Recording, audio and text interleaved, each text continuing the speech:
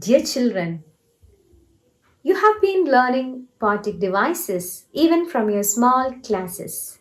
You know what is a simile, you know what is a metaphor, and I'm sure you'll be able to pick out an example for alliteration in a given line. What are poetic devices? What do they serve for? Poetic devices are used to enhance the overall effect of a poem. They add to the meaning of the poem. They add to the imagery of a poem. They increase the sound effects of a poem. In short, we can say that poetic devices are the flesh and blood of a poem. Here, we are going to find out the poetic devices used in the poem Mending by Robert Frost. I request you to open your textbook so that it would be easy for you to locate the line when I mention it here. Shall we start? Yes. The first poetic device I would like to mention here is symbol. Wall is a symbol of the barrier that exists between human beings.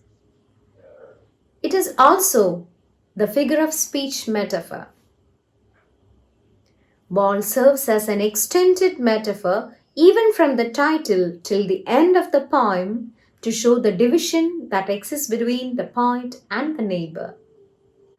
Another example for metaphor in the poem is in line number 13.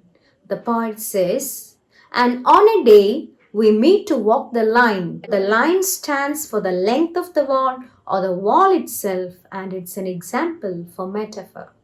Another example for metaphor is in line number 17. "And some are loaves and some so nearly balls." Here, loaves and balls are stones and they are examples for metaphor. So there are so many examples of metaphor. We keep the wall between us as we go.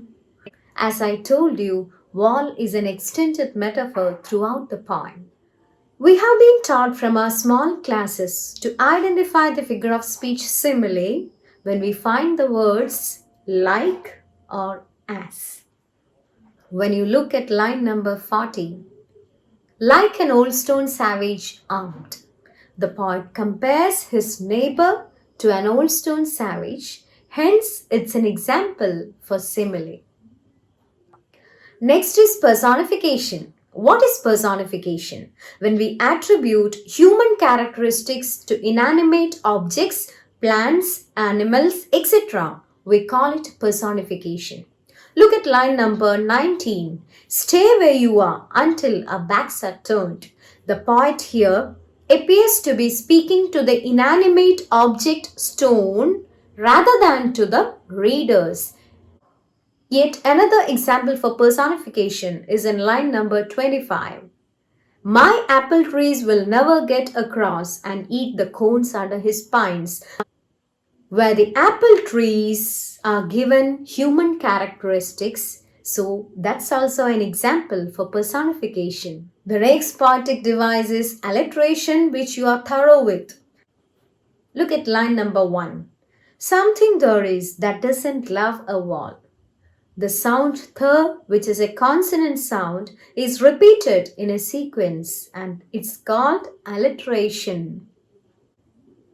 There is one more clear example for alliteration in line number 33. "What I was walling in or walling out," where the sound will is repeated in a sequence.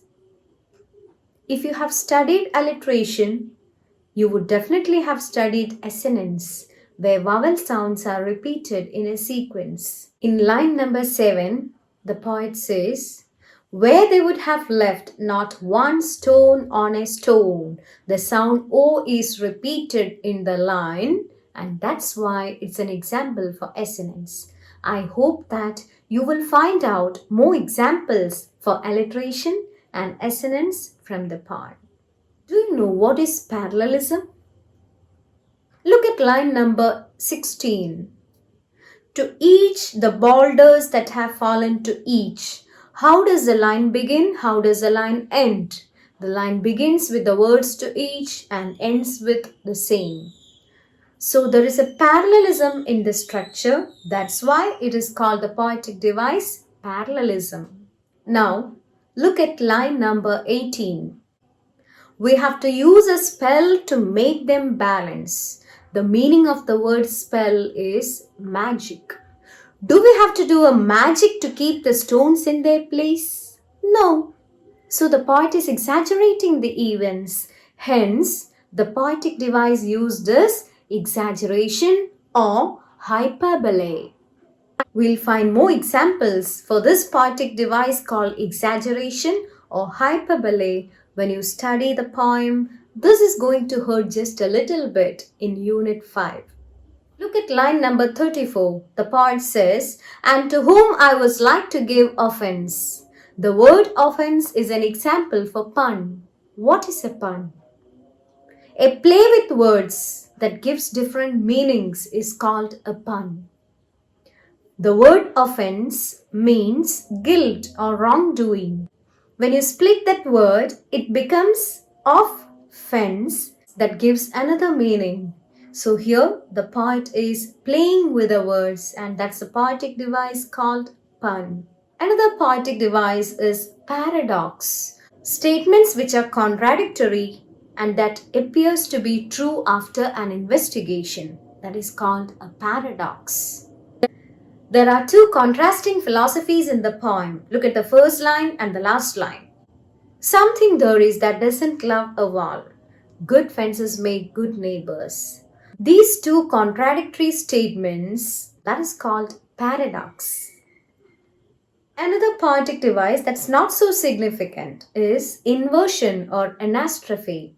Look at the first line. Something there is that doesn't love a wall. Instead of beginning, there is something, the poet has used something there is. So the poet has inverted the syntax of the line or the word order of the line. So it is called inversion or anastrophe. We also find rhetorical questions back to back in lines 30 and 31. Why do they make good neighbors? Isn't it where there are cows? Rhetorical questions are used where we don't expect answers. They are used to emphasize a particular point. We also find examples for compound noun. Frozen ground swell and old stone savage are examples for compound nouns. The words are connected with hyphens. There are so many poetic devices in the poem Mending Wall. When you go deep into the poem, when you learn this poem in the higher classes, it would be like peeling the layers of onion because this poem is very complex in theme. For the time being, this is enough for you. I hope you have got some idea regarding the poetic devices in the Mending Wall. Thank you.